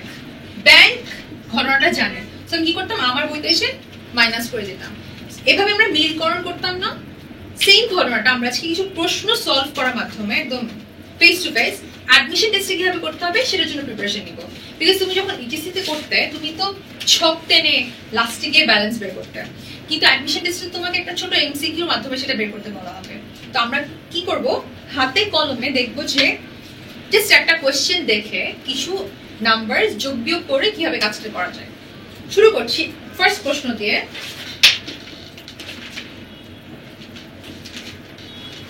প্রশ্নটা দিয়ে শুরু করি, আমিও করব তোমার সাথে ক্যালকুলেটর নিয়ে। সো তুমি তোমার ক্যালকুলেটর নিয়ে বসে যাও, আমরা একই সাথে সলভ করব। প্রশ্নটা হচ্ছে, তোমরা দেখতে পাচ্ছ আমি আশা করছি, যে ব্যাংকের হিসাবে রয়েছে ৫,০০০ টাকা, দেনাদার জমা দিলে ৮০০ টাকা, চেক প্রত্যাখ্যান হলো ১২০০, ব্যাংকে জমা ৬,০০০ টাকা, কিন্তু অনাদায়ী, অর্থাৎ এখন পর্যন্ত আদায় করা হয় নাই। ব্যাংকে জমা দিল ৬,০০০ টাকা, কিন্তু অনাদায়ী, অর্থাৎ এখন পর্যন্ত ব্যাংকে টাকাটা গিয়ে পৌঁছায়নি। ব্যাংক সুদ দিল ২০০, চার্জ কাটলো ১০০, আমানতকারী হিসাব সমন্বয় করলে পাসবুকে কত টাকা জেড দেখানো হবে? সিম্পল। তো উভয় জের বলছিলাম, তো উভয় জের পরবর্তীতে আমরা এখন এই কোয়েশ্চেনটা সলভ করি। এটা সলভ করছি একক জের পদ্ধতি অনুসরণ করে। সো একক জের পদ্ধতি এইটা তোমরা একটু ট্রাই করে দেখো যে কত টাকা ব্রিটিশ পদ্ধতি অর্থাৎ একক জেরে চেষ্টা করে দেখো যে এখানে থেকে কত টাকা ব্যালেন্স আসে। আগেই বলে নিলাম একক জেরটা এখন দেখাচ্ছি বিকজ একক জেরের প্রশ্নটা আমার ফার্স্টে হাতে উঠেছে। সো প্রশ্নটা সলভ করার জন্য আমি তোমার সাথে করবো, ডোন্ট ওয়ারি, একসাথে করবো এবং আমি তোমাদেরকে এক্সপ্রেশনটাও দিয়ে দিব। ব্যাংক হিসাবে আছে ৫,০০০ টাকা। সো আমি ক্যালকুলেটর নেই, ক্যালকুলেটর ৫,০০০ টাকা। সো ফার্স্টে আমি ক্যালকুলেটরে, আশা করি দেখতে পাচ্ছ, আমি জাস্ট ক্যালকুলেটরে ৫,০০০ টাকা দিয়ে শুরু করলাম। দেনাদার জমা দিল ৮০০ টাকা। সো দেনাদার যদি ব্যাংকে জমা দেয়, সো ব্যাংক যেহেতু জানে না এবং আমাকে বলা হয়েছে পাসবুকে জের কত হবে, সো আমি কত ৮০০ টাকা যোগ করলাম, যোগ। ওকে, চেক প্রত্যাখ্যান ১২০০ টাকা। যেহেতু ১২০০ টাকা চেক প্রত্যাখ্যান হলো, স্বাভাবিকভাবে আমি ১২০০ টাকা মাইনাস করব, মাইনাস ১২০০। ব্যাংকে জমা দিলাম ৬,০০০ টাকা, কিন্তু অনাদায়ী, এখন পর্যন্ত ব্যাংকে জমা হয় নাই। আমি ভেবেছিলাম ব্যাংকে ৬,০০০ টাকা জমা হবে, হয় নাই। তাহলে পাসবই ব্যাংকের সিচুয়েশনে ব্যাংক তো ৬,০০০ টাকা জমা করে না, আমি ৬,০০০ টাকা মাইনাস করে দিব। ব্যাংক সুদ দিলে প্লাস, চার্জ করলে, চার্জ ছিল, চার্জ ১০০ টাকা মাইনাস। তো এই সম্পূর্ণ ঘটনাটা যেটা আমি আর তুমি একসাথে করলাম, কেন করলাম? যার বইয়ে ঘটনা ঘটলো সে তো আগে থেকে জানতো, যে জানতো না তার জন্য আমি প্লাস এন্ড মাইনাস করলাম। তো আমরা যেটা করছিলাম সেই অনুযায়ী তোমার অ্যান্সার এসছে 1300 এবং এই ১৩০০ টাকা তোমার এসছে মাইনাস, এর মানে হচ্ছে তোমার এসছে নগদান বই অনুযায়ী জমাতিরিক্ত। আচ্ছা, এই প্রশ্নটা যেটা আমি তোমাদের জন্য দিয়েছিলাম এটা বোঝানোর জন্য যে কখন যোগ আর কখন বিয়োগ করছি এটা ক্যালকুলেটরে কত ফাস্ট করা যায়। তো তোমার জন্য এটা প্যারা করার কিছু নাই যেটা কেন মাইনাস আসলো। আপু মাইনাস আসলো বিকজ এই প্রশ্নটা তোমাদেরকে বোঝানোর জন্য করানো হয়েছে, এটা দেখানোর জন্য যে কখন প্লাস এবং কখন মাইনাস। এরপর এরকম আমরা আরো অনেকগুলো কোশ্চেন আজকে দেখবো, প্রত্যেকটার সাথে আমি এক্সপ্লেন করে দিব কেন প্লাস করছি এবং কেন মাইনাস করছি। তাহলে পরীক্ষার হলে যখন তোমাকে একটা প্রশ্ন দেওয়া হবে অ্যাডমিশন টেস্টের, লাইক এই কোশ্চেনটা ৯-১০ সালে ঢাকা ইউনিভার্সিটিতে এসছে, এই প্রশ্নটা আমরা আজকে একসাথে সলভ করব। সলভ করার সময় বলে দিব কেন এটার উত্তরটা ঢাকা ইউনিভার্সিটি এইটা বলল। ওকে, সেটা ৯-১০ সালে এসছে, ঠিক আছে। সেম ওয়ে ক্যালকুলেটর তোমাকে বলা আছে যে নগদান স্থিতি ৪,৮০০ টাকা, দেনাদার কর্তৃক জমা ১৪৮০, আশা করি দেখতে পাচ্ছ। চেক ইস্যু ৬০০, এখনো অনুপস্থিত, অর্থাৎ এখন পর্যন্ত ব্যাংকে এই চেকটা ছাড়ে নাই, অর্থাৎ ব্যাংক থেকে টাকাটা কমে নাই। ব্যাংক চার্জ ৩০০ টাকা, পাসবই অনুযায়ী স্থিতি কত? ওকে, সো ফার্স্টেই শুরু করছি ব্যালেন্স দিয়ে। ব্যালেন্স কত ছিল? ৪,৮০০ বসালাম। দেন দেনাদার কর্তৃক জমা। আচ্ছা, দেনাদার কর্তৃক জমা যেহেতু আমি জানি যে আমার বই অনুযায়ী, নগদান বই অনুযায়ী আমি জমা করে ফেলছি, পাস বইতে এখনো করে নাই, এটা আমরা উভয় জেরে করছি।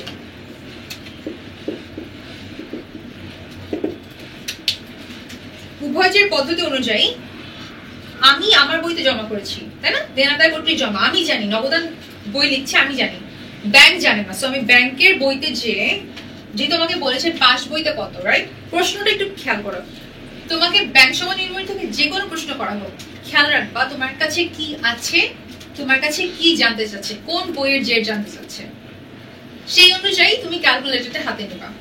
সো ফার্স্টে 1480 টাকা, কত 4800 টাকা লিখলাম, দেন দেনাদার কর্তৃক ব্যাংক জমা, পাস বই অনুযায়ী 1480 যোগ চেক ইস্যু, কিন্তু এখনো অনুপস্থিত, চেক ইস্যু কিন্তু এখনো ব্যাংক থেকে যায় নাই, সো 600 টাকা। পাস বইতে কি আমার জানে যে 600 টাকাটা কি প্লাস আছে না মাইনাস আছে?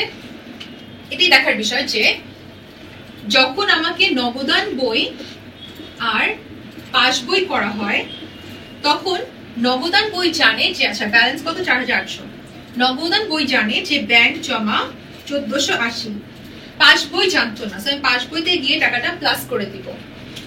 চেক ইস্যু কত 600, আমি 600 টাকা প্লাস করলাম আমার বইতে, সরি 600 টাকা আমি মাইনাস করলাম আমার বইতে, তাই না? আমি নগদান বই বানাচ্ছি, মানে ক্যাশ বুক, নগদ বই অনুযায়ী আমি 600 টাকা আমার ব্যাংক ব্যালেন্স থেকে মাইনাস করে দিলাম। আমি ঘটনাটা আগে জানি, ব্যাংক জানে না, সো আমি কি করব? ব্যাংক যেহেতু জানে না, আমি যখন ব্যাংকের অবস্থা জানতে যাব, পাস বইতে স্থিতি কত, আজকের দিনে মিল করতে বলে নাই, বলছে আজকের দিনে ব্যাংকের সিচুয়েশন কি, ব্যাংকের স্থিতি কত, ব্যাংকে কি এই টাকাটা কমে গেছে 600 টাকা না, সো আমি কি করব? আমি যত টাকা প্লাস মাইনাস করেছিলাম এটার সাথে আরো 600 টাকা প্লাস করে দিব। কেন প্লাস করে দিব? বিকজ ব্যাংকে তো টাকাটা কমে নাই, আমি কমায় ফেলছি, so 600 plus bank charge, bank যদি আমাকে চার্জ করে সো আমার কাছ থেকে এই 300 টাকাটা চলে যাবে। 6580, 6580 রাইট অ্যান্সার, এবং এই কারণে রাইট অ্যান্সার যেহেতু আমরা একসাথেই করলাম রাইট অ্যান্সারটা বের করার কাজটা। কেন করলাম? বিকজ নগদান বই অনুযায়ী আমি যখন কাজটা করছি আমার কাছে একটা বই আছে, সেই বইটার নাম কি? নগদ ক্যাশ বুক। সো নগদ বই অনুযায়ী যা কিছু করলাম ব্যাংক তো সেটা জানতো না, পাসবুক তো খালি, তাই না? পাসবইয়ে গিয়ে আমি জাস্ট অপোজিট কাজটা করেছি। অপোজিট কেন? বিকজ আমি 600 টাকা কমায় ফেলছি, ও তো জানে না। আর এই 300 টাকা কমার কাজটা ব্যাংক আগে জানতো, আমি জানতাম না, সো আমি এখন কি করলাম? 300 টাকা কমাই দিলাম। এই যে তুমি একটা পক্ষ যে পক্ষটা জানে এবং আরেকটা পক্ষ যে পক্ষটা জানে না, যেটার মাঝখানে একটা মিলকরণ করছো, এই কারণে কখনো কখনো যে সিচুয়েশনটা অন্য পক্ষ জানে না তার পক্ষে গিয়ে কাজটা করতে হয়, অর্থাৎ যে পক্ষ জানে না তার বইতে গিয়ে দাখিলা দিতে হয়। দাখিলা দেওয়া বলতে বুঝাচ্ছি তার মানে তার ঘরে গিয়ে তোমাকে প্লাস বা মাইনাস করতে হবে। 600 টাকা অনুপস্থিত ছিল এই কারণে প্লাস, ব্যাংক চার্জ 300 টাকা, যেহেতু 300 টাকা আগে ব্যাংক থেকে কাটা গেছে আমি জানতাম না, দ্যাটস ওয়াই আমি এখন মাইনাস করলাম। এবং আমার এই ঘটনা ঘটার ফলে আমি ঘরে বসে বুঝতে পারছি আমার ব্যাংকের ব্যালেন্স এখন কত। This was answer. এরপর আরো একটা কোশ্চেন দেখবো, এই কোশ্চেনটা দেখবো ভুল সংক্রান্ত, ভুল হলে কি হয়। আচ্ছা একটু বলে নেই দুটা কথা, এই কথাটা বলে তোমাকে এটা সলভ করতে দিলে তুমি খুব ইজিলি পারবে। কথাটা হচ্ছে যার বইতে ভুল সে দাখিলা দিবে। এই একটা লাইন একটু মনে রেখো, যার বইতে ভুল, আমার বই কয়টা? দুইটা, ক্যাশ পাস বই। ক্যাশ বইতে ভুল হলে ভুল সংশোধন করবে আমানতকারী, পাস বইতে যদি ভুল হয় তাহলে এটা সংশোধন করবে ব্যাংক। সো আমি যদি ভুলে প্লাস করে ফেলি, কোনো কিছু বেশি দেখিয়ে ফেলি, তাহলে পরবর্তীতে আমি মাইনাস করে ফেলবো।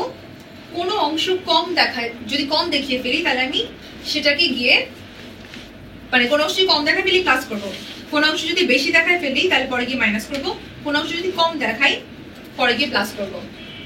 ব্যাংকের ক্ষেত্রে সেম, ব্যাংক অনেক সময় দেখাতে পারে যে আমাকে আমার কাছে জমা হয়েছে 5000 টাকা কিন্তু ব্যাংক ভুলে সেটা দেখালো 3000 টাকা, কিংবা আমার জমা হয়েছে মনে করো 1500 টাকা, ব্যাংক দেখালো 1200 টাকা। এই ধরনের ভুলের জন্য যার বইতে ভুল সে দাখিলা দিবে, অর্থাৎ যদি আমানতকারী ক্যাশ বইতে ভুল করে তাহলে সে আমানতকারী সেটার দাখিলা দিবে, যদি পাস বই ভুল হয় তাহলে ব্যাংক দাখিলা দিবে। সেম জিনিসটা আমরা একটা ছোট্ট এমসিকিউ দিয়ে দেখবো। এই এমসিকিউটা তোমাদের পরিচিত হওয়ার কথা, বিকজ এটা আমি বিগত বছর থেকে কালেক্ট করেছি। বিগত বছর থেকে কালেক্ট করার রিজন হচ্ছে সবথেকে রিলায়েবল সোর্স, যে ঢাকা বিশ্ববিদ্যালয়ে কি ধরনের প্রশ্ন আসে সেটার সবথেকে রিলায়েবল সোর্স হচ্ছে ওদের নিজেদের প্রিভিয়াস ইয়ার্স এর কোয়েশ্চেন্স। সো এটা করার জন্য সেম আমরা ক্যালকুলেটরটা হাতে নিয়ে নিলাম। বলছে কোম্পানি কর্তৃক পাওনাদারকে পরিশোধ করা হলো 785 টাকা, ভুলবশত লেখা হলো 658 টাকা। ভুলের জন্য মিলকরণ কিভাবে হবে? আচ্ছা, সো যেহেতু পাওনাদারকে পরিশোধ করা হলো 785, কিন্তু ভুলবশত লেখা হলো 658 টাকা, ভুলটা কে করলো? আমি। সো আমি যদি ভুল করতে পারতাম, আমি বলতে আমানতকারী বুঝেছি, আমানতকারী যদি বোঝানো হয় তাহলে ফার্স্টে আমি পাস বইয়ের যে অপশন আছে সেটা বাদ দিয়ে দেই। পাস বইয়ের অপশন বাদ, ভুল কে করেছে? আমি। সো আমি আমার নিজের ভুলের যে সংশোধন সেটা আমিই করবো। তার মানে নগদানের 3টা অপশনের মধ্যে যে কোনো একটা অপশন হবে। তাহলে ভুলটা কি? ভুলটা হচ্ছে আমি কম দেখালাম। সো আমি কি করবো? 785 127 টাকার দেখবো। এই 127 টাকা এখন আমি যেহেতু কম দেখিয়ে ফেলছি, সো এখন এই কমটা আমাকে ঠিক মতো রাইট করতে হবে। রাইট করার জন্য অপশনগুলো দেখি কি কি দেওয়া আছে। নগদান জেরের সাথে যোগ 785 টাকা, না বলছে কোম্পানি পাওনাদারকে পরিশোধ করলো আসলে 785 টাকা, ভুল করে লিখে ফেলো 658। তাহলে আমি 187 টাকা কি দেখালাম? কম। আর আরেকটা হচ্ছে নগদান জেরের সাথে 127 টাকা যোগ হবে নাকি নগদান বইয়ের জের হতে 127 টাকা বিয়োগ করা হবে? So the right answer is 127 টাকা বিয়োগ করা হবে। কেন বিয়োগ করা হবে? কারণ আমি মিলকরণ করছি। মিলকরণ সংশোধন দেওয়ার জন্য আমাকে মিলকরণ বই অনুযায়ী করেসপন্ড করতে হবে। ও যা করবে আমাকেও তাই করতে হবে। দ্যাটস ওয়াই আমাকে 127 টাকা বিয়োগ করতে হবে। এটা গেল নেক্সট এক্সপ্লেনেশন। এরপর আর একটা প্রশ্ন দেখি প্রিভিয়াস ইয়ারের। তাহলে কি হবে? তোমার অনেকগুলো প্র্যাকটিস হবে। ওকে, এর পরের প্রশ্নটা, এটাও ঢাকা ইউনিভার্সিটি প্রিভিয়াস ইয়ারের একটা প্রশ্ন। ওকে, এই প্রশ্ন অনুযায়ী তোমাকে বলা হয়েছে ব্যাংক জমা 1951। আচ্ছা, এখানে একটু কথা বলে রাখি। এই প্রশ্নটা যখন আমি উঠাচ্ছিলাম সেখানে কতগুলো পয়সা ছিল, লাইক 1951 দশমিক সামথিং সামথিং। আমি আর পয়সাগুলো উঠাইনি। এই প্রশ্নটা তুমি প্রিভিয়াস ইয়ারে কমন পাবে। বলেছে ব্যাংক জমা আছে, নগদান বইয়ের জের আছে, পরিবহনাধীন চেক, বকেয়া cheque, NSF cheque, bank charge. বলেছে প্রশ্ন তোমাদেরকে দেওয়ার পিছনে রিজন আছে। রিজনটা হচ্ছে এখানে নগদান বইয়ের জের দিয়ে বলেছে নগদান বইয়ের জের কত। একটু ইন্টারেস্টিং না কোশ্চেনটা? এই কোশ্চেনটা তোমাদেরকে দিলাম এই জন্য যে অ্যাডমিশন টেস্টে সবসময় অপর পক্ষের বই মিলাতে বলবে, মিলকরণ করতে বলবে, তা না। তোমাকে নগদান বইয়ের জের দিয়ে নগদান বইয়ের জের চাইতে পারে। যদি এটা করা হয় তাহলে অ্যান্সারটা কি হবে? একটু চেষ্টা করো, আমার মনে হয় তোমরা এই প্রশ্নটা উত্তর করতে পারবে। যেহেতু আমি তোমাকে বলে দিলাম ট্রিকি পার্টটা কি, তুমি একটু নিজের মতো করে ক্যালকুলেটরটা হাতে নাও। আমিও নিচ্ছি, আমিও তোমার সাথেই করবো। সো ফার্স্টে শুরু করছি। আমিও করে তুমি করো, তুমি দেখো তোমার অ্যান্সার কত আসে। আচ্ছা, ব্যাংকে জমা 1951 টাকা, নগদান বইয়ের জের 1869 টাকা। সো আমি এটা কি করবো? পরিবহনাধীন জমা 271, বকেয়া চেক বকেয়া, এনএসএফ চেক 61, ব্যাংক চার্জ 13 টাকা, নগদান বইয়ের জের কত? রাইট অ্যান্সারটা আসছে 1794। This is the answer, 1794। So এখন বলি কেন, কোন কোন ঘটনা বাদ দিলাম, কোন কোন ঘটনা নিলাম। যখন বলছিলাম ব্যাংকের জমাও দেওয়া আছে, ব্যাংকের যে নগদান বইয়ের জেরও দেওয়া আছে। খেয়াল করো, নগদান বইয়ের জেরে ব্যাংক জমাটা কিন্তু রিভার্স, লাইক নগদান বইয়ের জের আর ব্যাংক জমার জের ডিফারেন্ট। সো ব্যাংক, আমার তো ব্যাংক মিলানোর কথা। সো ব্যাংকের টাকার সাথে পরিবহনাধীন চেক যেটা ব্যাংকে জমা হবে যোগ করলাম, বকেয়া চেক মাইনাস করলাম, শেষ। এইটুকু কাজ করলে আমার নগদান বইয়ের জের চলে আসে। তোমার ব্যাংকের পাসবইয়ের ব্যাংক যেটা জানতে পারে, অর্থাৎ এনএসএফ চেক ব্যাংক ফার্স্টে জানতে পারে, ব্যাংক চার্জ ব্যাংক ফার্স্টে জানতে পারে, ব্যাংকের ঘটনা আমার জানার দরকার নাই। আমার এই 3টা কাজ করলে আমার নগদান বই চেক চলে আসে 1794 টাকা, which is the right answer. So আমার তো বাকিগুলো নিয়ে কাজ করার দরকার নেই। সো যখন বলা হবে যে ব্যাংক জমা দেওয়া আছে এবং নগদান বইয়ের চেক চাওয়া হচ্ছে, সিম্পলি তোমাকে যে কাজটা নগদান বই করে নাই ওই কাজটা জাস্ট করে দিবা ওর সাথে মিল করানোর জন্য। নগদান বইয়ের যে এত টাকা, এই কোয়েশ্চেনটা দেখে এখানে কনফিউজ হওয়ার দরকার নেই যে নগদান বইয়ের জেড কি আবার নগদান বইয়ে কত টাকা, এটা কেন জানতে চাইবো। সো এই কোয়েশ্চেনটা একটু ট্রিকি ছিল পরীক্ষার হলের জন্য, পরীক্ষার হলে বসে এটা আবিষ্কার করাটা একটু ট্রিকি। কিন্তু যেহেতু তুমি এই ধরনের একটা কোয়েশ্চেন আজকে দেখে গেলে, আমার মনে হয় তুমি নিজেকে ঠিক ওই পরিমাণেই অ্যাডভান্স লেভেলে প্রিপেয়ার করবে, সো দ্যাট ব্যাংক সমন্বয় থেকে এই ধরনের কোয়েশ্চেনে তুমি যেন পরীক্ষার অ্যান্সার করতে পারো। আরেকবার একটু রিভিউ করি ঘটনাটা কি ঘটলো। ঘটনাটা খুব সিম্পল, ব্যাংক জমা দিয়ে নগদান বইয়ের জেড জানতে চাওয়া হলো। সো নগদান বই যে ঘটনাগুলো এখন পর্যন্ত এন্ট্রি দিয়েছিল প্লাস মাইনাস করে, আমি সিম্পল রিভার্স কাজটা করে আমার সাথে ওর মিলকরণ করলাম। আমি যেহেতু ব্যাংক যে ঘটনাগুলো আগে থেকে জানি সেই ঘটনাগুলো আমি এবার স্কিপ করলাম, ওটা নিয়ে কিছু করলাম না, সিম্পলি আমার রাইট অ্যান্সারটা চলে আসলো। এরপর আরো একটা দেখছি ব্যাংক সম্বন্ধে বিবরণী কোয়েশ্চেন। আচ্ছা, নেক্সট কোয়েশ্চেনে যাওয়ার আগে বলি আমরা এখন একক জেড থেকে একটা সিম্পল ট্রিক দেখব। একক জেডের এই ট্রিকটা আমাকে এটা কেউ শিখায়নি, এই ট্রিকটা আমি ব্যাংক সমন্বয়ের এমসিকিউ করতে গিয়ে নিজে বের করেছিলাম। আমি তোমাদেরকে বলছি, লুক, এটা কোনো স্বতঃসিদ্ধ নিয়ম না। তুমি যদি এটার থেকে ইজি কোনো ওয়ে পাও তুমি প্লিজ এটা কমেন্টে শেয়ার করো। আমার যেটা ট্রিক সেটা হচ্ছে জমাতিরিক্ত থেকে। আচ্ছা, নর্মাল যখন তোমাকে জমার এগেইনস্টে করা হয়, লাইক ব্যাংক জমা, নগদ জমা, জের কত, তুমি এটা পারো। তুমি জানো যে জমা যখন চেক জমা করবে যোগ করবো, প্রত্যাখ্যান minus, issue minus, NSF minus. So সমস্যা হয় জমাতিরিক্ত সময়। জমাতিরিক্ত করার সময় আমি তুমি যেটা সবাই করি সেটা হচ্ছে ফার্স্ট এটা মাইনাস দিয়ে ক্যালকুলেটরটা স্টার্ট করি, যে পাসবইয়ের জমাতিরিক্ত 10,000 টাকা, আমি কি করবো মাইনাস 10,000, এটা দিয়ে আমি কাজ শুরু করবো, মাইনাস 10,000। তো এটা তো গেল জমাতিরিক্ত শুরু করলাম।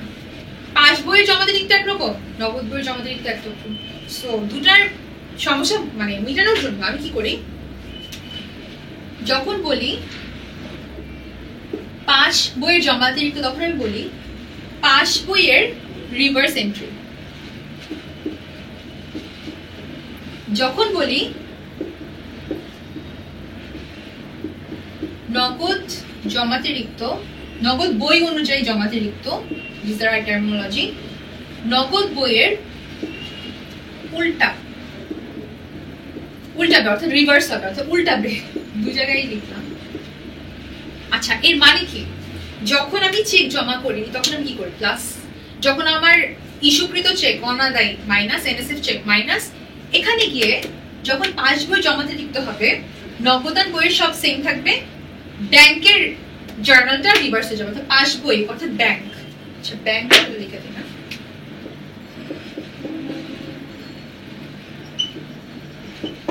আচ্ছা মানে হচ্ছে এই অংশটা করার সময় নগদ বই অনুযায়ী যা কিছু ঘটনা সব তুমি প্লাস মাইনাস একইভাবে করে যাবে। যেই মুহূর্তে ব্যাংক কোনো ঘটনা আগে জানে, ব্যাংকের সুদ, ব্যাংকের charge, not sufficient fund, bank কর্তৃক প্রত্যাখ্যান, এইগুলো যখন মাইনাস হওয়ার কথা তখন প্লাস হবে, যখন প্লাস হওয়ার কথা তখন মাইনাস হবে। উল্টা দিক দিয়ে যখন তুমি নগদ বই জমাতিরিক্ত করছো তখন ব্যাংক যেগুলো আগে জানে, অর্থাৎ নট সাফিসিয়েন্ট ফান্ড, চেক প্রত্যাখ্যান, ব্যাংক সুদ, ব্যাংক জমা, এটা যেটা প্লাস এটা প্লাস, যেটা মাইনাস সেটা মাইনাস। কিন্তু যখন তুমি নগদান বই অনুযায়ী ব্যাংকে চেক পাঠাও জমা হওয়ার জন্য তখন সেটা মাইনাস হবে, যখন আমার চেক ইস্যু করা হয় তখন সেটা প্লাস হবে। এটা কেন করলাম? এটা করলাম বিকজ এটা একটা সিম্পল ট্রিক যেটা আমি ফলো করি, আমার মনে হয় এটা ইজি, সো আমি এটা ফলো করি। তোমাকে একবার একটা রিভিউ দিয়ে দেন আমি কিছু কোয়েশ্চেন দেখাচ্ছি। পাস বই জমাতিরিক্ত করার সময় নগদান বইয়ের সবগুলো মানে নগদান বই যেগুলো আগে জানতে পারে সেগুলো প্লাস মাইনাস সেম থাকবে, ব্যাংকের জার্নালগুলো উল্টায় যাবে, অর্থাৎ ব্যাংকের সাইনগুলো যেমন ব্যাংক সুদ, সুদ পেলে কি করতে প্লাস, এবার করবা মাইনাস। ব্যাংক চার্জ পেলে কি করো মাইনাস, এবার করবো প্লাস। উল্টা দিক দিয়ে নগদান বই করার সময় ব্যাংকের জার্নাল গুলা প্লাস মাইনাস যা ছিল সেম থাকবে, নগদের গুলা এবার রিভার্স হয়ে যাবে। এইটা ফলো করে আমার গুলো রাইট হয়। সো তোমার গুলো রাইট হয় কিনা এটা একটু দেখবো। যদি রাইট হয় তাহলে এটা ফলো করতে পারো, আর যদি মনে হয় তুমি এটা থেকে বেটার কোনো টেকনিক পারো তাহলে সেটা কিন্তু নিজের মধ্যে রেখো না, আমাদের সাথে শেয়ার করো। অলরাইট, দেখতে পাচ্ছ ছোট হয়ে গেছে আমাদের লেখাটা। ওকে,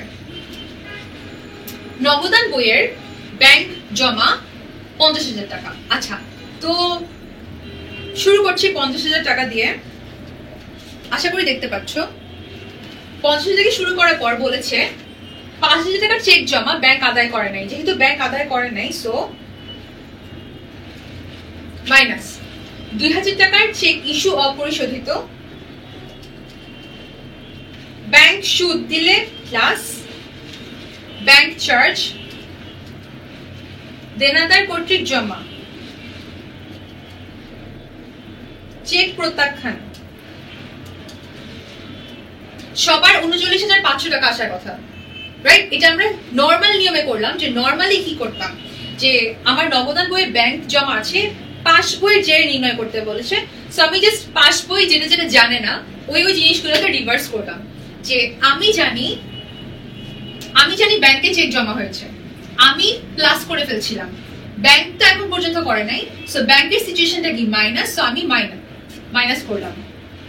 2,000 টাকা চেক আমি ইস্যু করলাম, আমি ব্যাংক থেকে 2,000 টাকা কমিয়ে ফেললাম, ব্যাংক জানে না ব্যাংকের সিচুয়েশনটা কি, ব্যাংকে এখন 2,000 টাকা আছে, সো আমি প্লাস। ব্যাংক সুদ দিয়েছে, এটা তো আমি জানি না, so bank definitely plus. Bank charge করেছে, সো ব্যাংক জানে, ব্যাংক আগে 500 টাকা কমায় ফেলছে। দেনাদার কর্তৃক, সো আমি এখন কমালাম।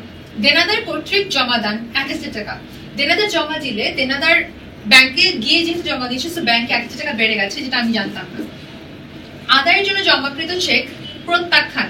চেক প্রত্যাখ্যান হলে ফার্স্টে ব্যাংক জানতে পারে ব্যাংক থেকে 10,000 টাকা কমে গেছে, আমি জানতাম না, সো আমি এখন 10,000 টাকা কমাই দিলাম। This is how we solved, এবং আমাদের রাইট অ্যান্সার এসছে 39,500।